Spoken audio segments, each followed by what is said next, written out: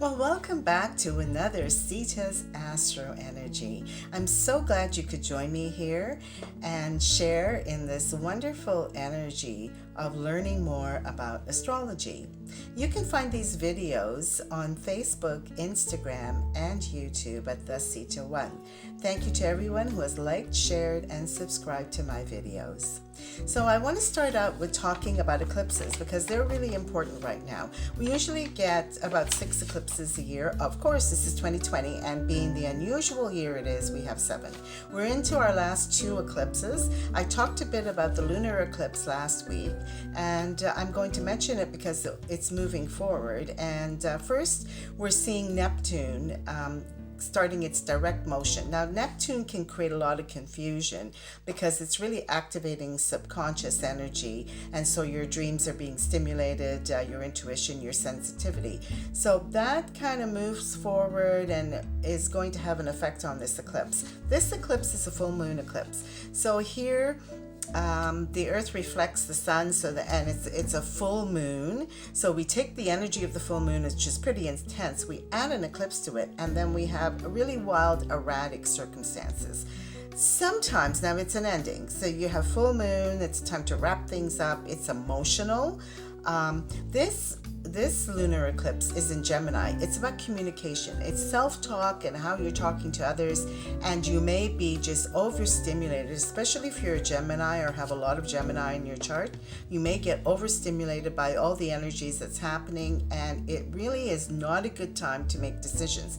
Though you may find eclipses have a way of making the decisions for you. So just follow the energy. Things are going to be crazy.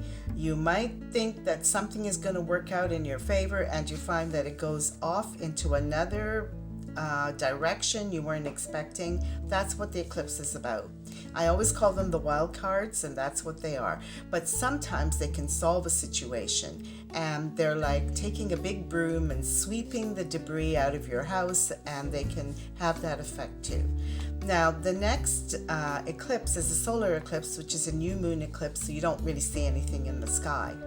And here, it's a time for new beginnings, but it's really crucial that you are setting some wonderful new goals and that you're really reflecting on what it is you want to draw into your life, because the eclipse will affect it.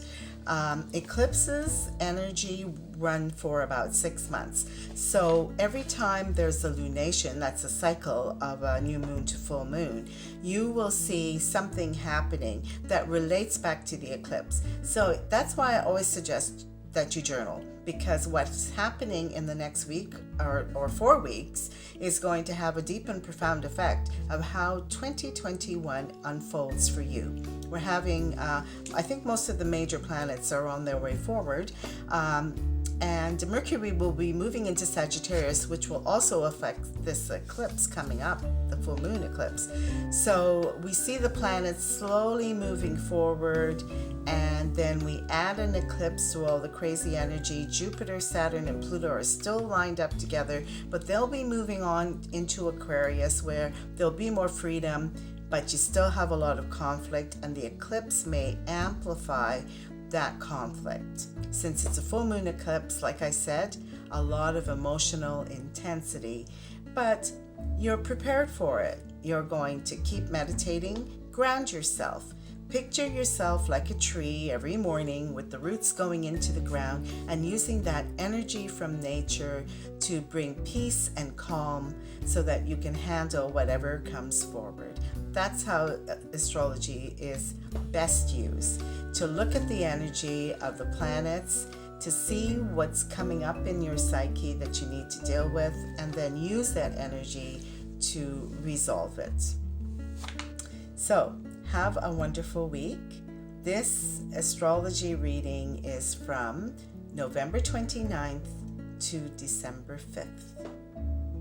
May the stars be with you, and we'll see you next week.